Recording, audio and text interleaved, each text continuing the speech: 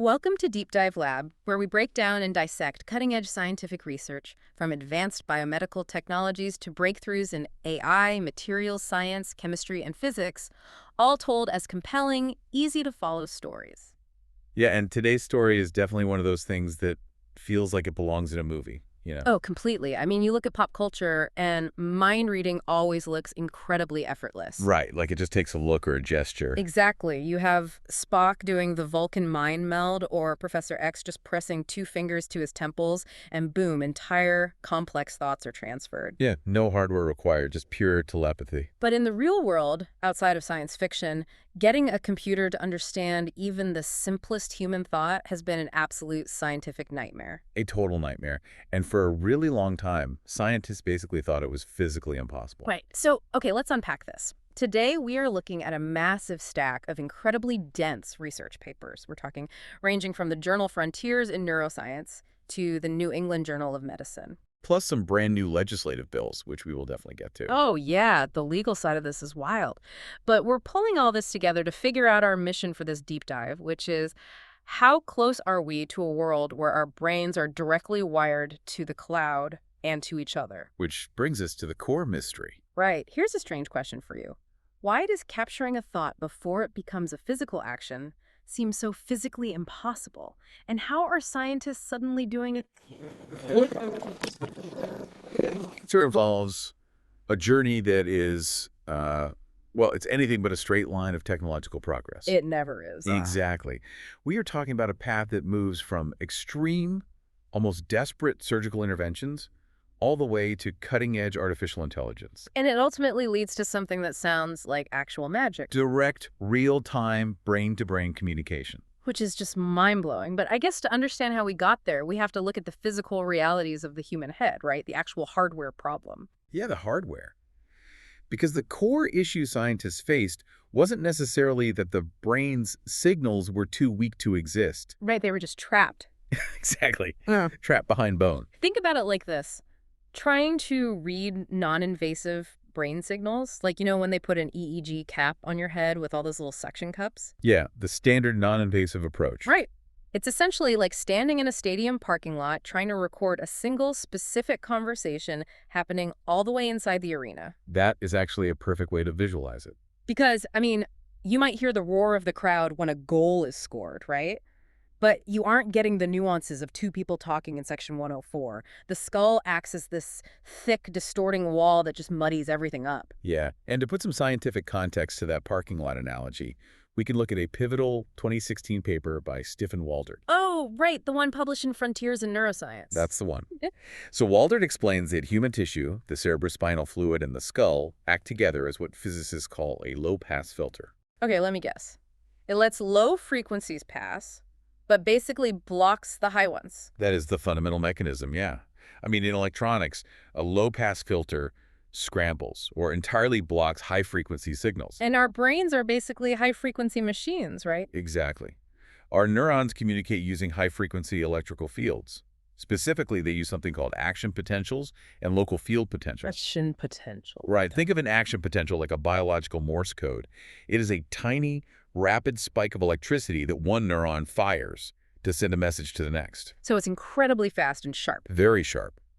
But by the time those sharp, high-frequency electrical spikes travel out of the gray matter through the fluid and hit the bone of the skull, they are heavily smeared. Like trying to read a sign through a foggy window. Yeah, the high-resolution data is just lost. Yeah. So historically, researchers believed that if you wanted a clear signal with high information transfer rates, if you actually wanted to read that specific conversation in the stadium, you had no choice but to bypass the parking lot altogether. You had to go inside the skull. Right, using invasive brain-machine interfaces. Wait, but getting actual brain surgery just to move a cursor on a screen or, send a basic text message seems incredibly extreme. Oh, it is extreme. Did anyone actually go that far just for the research? I mean, drilling into the skull isn't exactly a casual afternoon procedure. Well, the lengths researchers went to are staggering. Look at the true story of Dr. Phil Kennedy. Okay, the guy they call the father of the cyborg. Yes, he's a pioneering neurologist, known in the scientific community for his early, groundbreaking work giving locked-in patients the ability to communicate. Right. But by 2014, his research into decoding speech from neural activity had hit a massive roadblock. The regulators stepped in. Yeah, the FDA halted his research due to safety protocols, leaving him without any human test subjects to continue his life's work. Wait, so if Kennedy is locked out of U.S. labs by the FDA, how is he legally getting a drill into a human skull? You can't just walk into a neighborhood clinic for neurosurgery. Well, he couldn't do it in the U.S. The regulatory wall was absolute, so he paid $25,000 of his own money to have electrodes implanted into his own brain. Wait, really? His own brain? Yes. He flew to a clinic in Belize, a country entirely outside the FDA's jurisdiction, and had the operating room procedure done right there. That is wild. I know. A completely healthy neurologist literally had his own skull opened up, and physical wire sensors were placed deep into his motor cortex. Just to get the data. Exactly. Just so he could gather the raw, unfiltered data needed to decode human speech. That borders on terrifying, honestly. To willingly undergo brain surgery in another country just to bypass a regulatory halt? It really shows the dedication, though. Oh, absolutely. I mean, just to prove the physics of your science works. But it also really highlights how massive that barrier, the low-pass filter of the human skull, really was. Oh, for sure. But, so if the physical skull is such an impenetrable wall, how do we solve the vocabulary problem today? Because we aren't all flying to Belize to get our heads drilled, but the technology is still leaping forward. Right, and the shift didn't come from better surgical drills, it came from better math. Okay. Yeah, if you can't remove the wall, you have to build an algorithm that knows exactly how to unscramble the noise passing through it. I see. So we've recently seen a massive leap in computational frameworks that allow us to decode those messy, non-invasive EEG signals from the stadium parking lot. So what's a good example of this? Well, a prime example is research published in Biorcapacity by Brokoslaw Leszowski and Aidan Dempster at the University of Toronto. Right, I remember looking at this one. They developed a novel algorithm to minimize what data scientists call negative transfer. Okay, let me jump in to translate this, because when I was reading their paper, it clicked for me like this. Go for it. Imagine you are a sound engineer. In the past, if an AI was trying to learn from multiple people's brain patterns to better understand your specific brain, it had to either fully accept or fully reject someone else's data template. Right, it was very rigid. Exactly. But Lechowski and Dempster's algorithm acts like a master soundboard mixer. It's much more nuanced. Yeah, it uses a mathematical concept called a generalized method of moments to perfectly weight different subject signals in a continuous fluid mixture. Right. It basically turns the dials up on the parts of other people's brain data that match the statistical shape of yours, and it turns the dials down on the parts that don't. That's a great way to put it. By reframing source selection as a mixture model parameter estimation problem, they fundamentally changed how we interpret noisy data. So it's not looking for a perfect match anymore. Exactly. Instead of looking for an exact copy of a brainwave, the algorithm looks at the statistical properties, the moments of the data. It aligns the foreign data with the user's data without overwhelming it.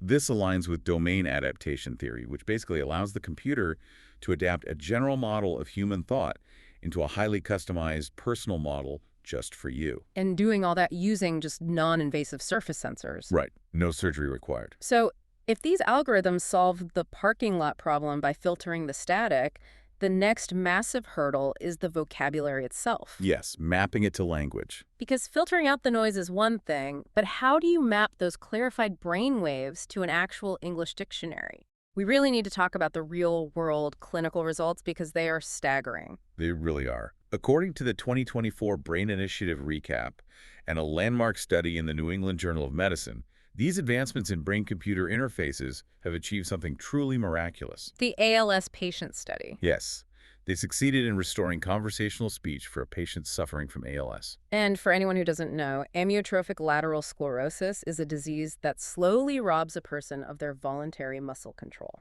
Right, eventually paralyzing the vocal cords and the ability to speak. But how does a computer decode an entire human vocabulary from a paralyzed patient? I mean, it can't possibly map one unique thought to 125,000 distinct brainwave templates. No, it can't. The brain doesn't store the word hippopotamus as a single, neat electrical file. Right, it doesn't look for the whole word. The mechanism here is brilliant. So what is it looking for? The researchers programmed the brain-computer interface to look for phones, which are the smallest building blocks of sound, like the p or e sounds. Okay, phonemes, that makes sense. When the patient simply attempted to speak, their brain still sent the action potentials down toward the vocal tract, trying to move the lips, jaw, and tongue. Even though the muscles couldn't move. Exactly. The sensors intercepted those motor commands.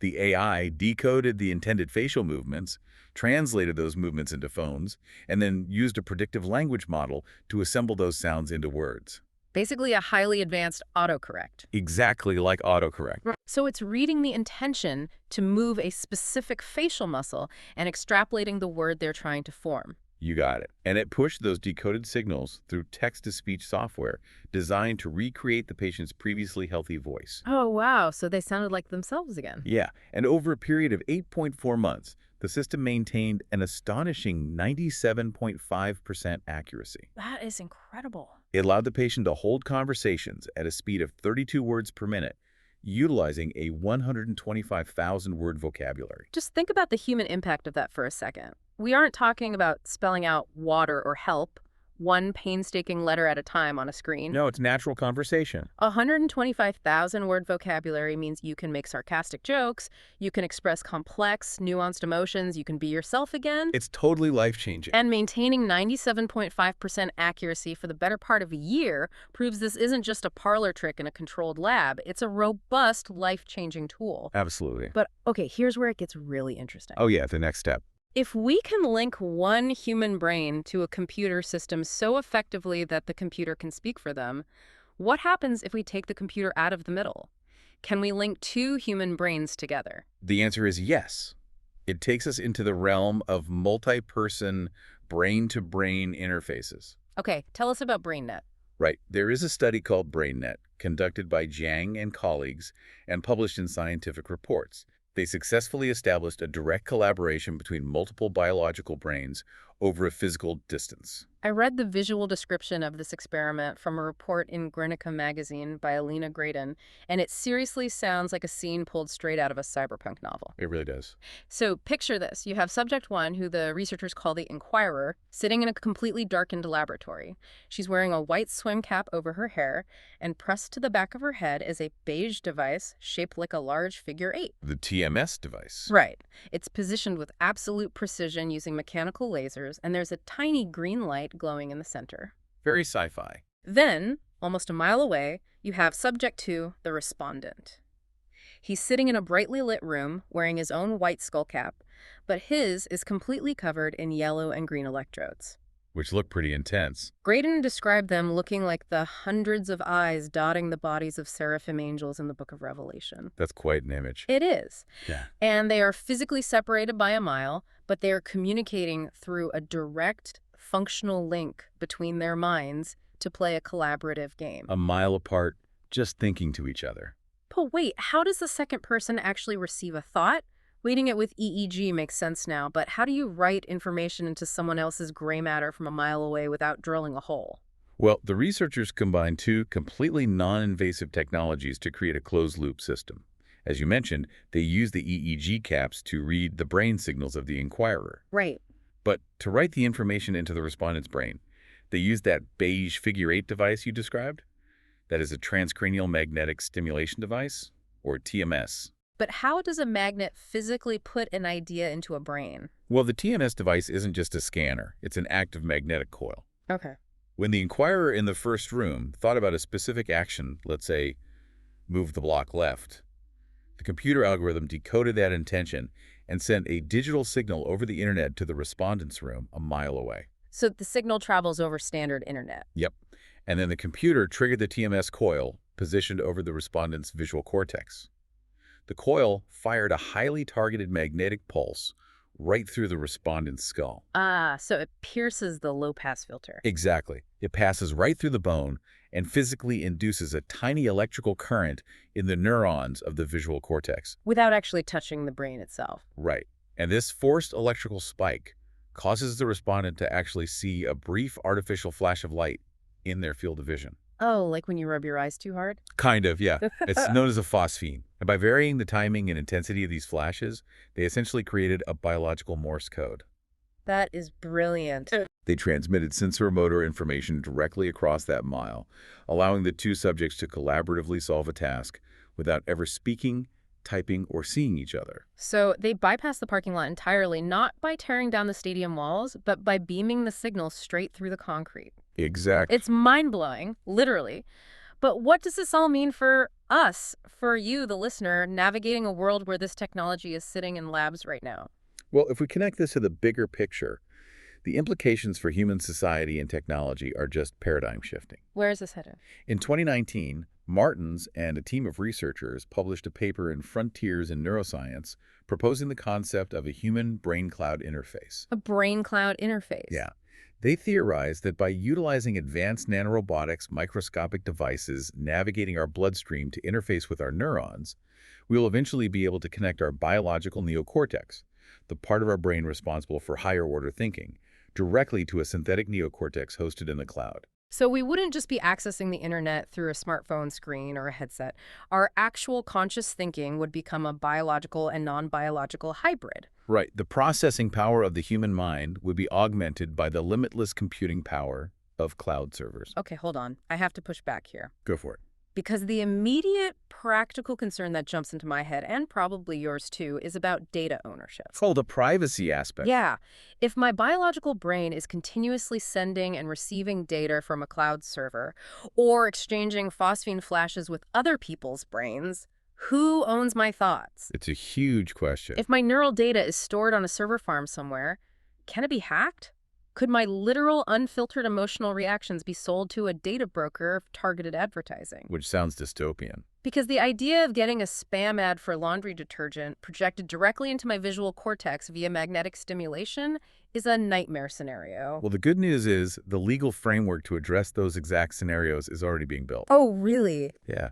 According to 2024 insights from the International Association of Privacy Professionals, or IAPP, the concept of cognitive liberty has moved rapidly from a philosophical debate in university ethics departments to actual enforceable state legislation. Cognitive liberty. I like that phrase. It's a very important concept because consumer neurotechnology like concentration tracking headbands or sleep-optimizing EEG sensors is currently a massive regulatory gray area. Right. The tech is moving faster than the law. But state legislatures in the U.S. are stepping up. Colorado, for example, is pioneering neural privacy laws. They recently updated the Colorado Privacy Act to explicitly include neurological data under their definition of sensitive personal information. What does that mean practically, though, for a tech company? It means corporations must obtain explicit authorization before collecting your brain data. Okay. And that data must be strictly anonymized, so it cannot be mathematically reverse engineered and traced back to your specific neural signature. So they are legally forcing companies to treat a stray brainwave with the same or even more security as a social security number or a credit card transaction. Exactly. What about other states? Are they following suit? Oh, yes.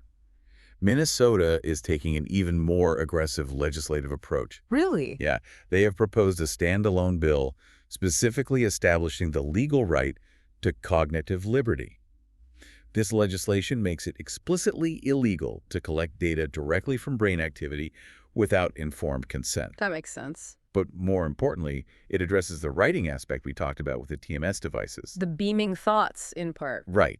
The Minnesota bill makes it illegal to bypass an individual's consciousness or interfere with their neural decision-making without consent. Wait, what is the mechanism for enforcing a law against a consciousness bypass? How do you penalize a company for beaming something into a visual cortex? Well, they back this up with serious financial teeth. Oh. The state attorney general can enforce fines of up to $10,000 per incident for violations. If a company attempts to subtly influence your neural pathways without your explicit informed consent, they face massive compounding fines. $10,000 for an unauthorized consciousness bypass. That is a phrase I never thought I would hear in a legal context. It sounds totally made up, but it's real. But it emphasizes exactly why this is so relevant to you right now. This isn't just science fiction confined to a cyberpunk novel anymore.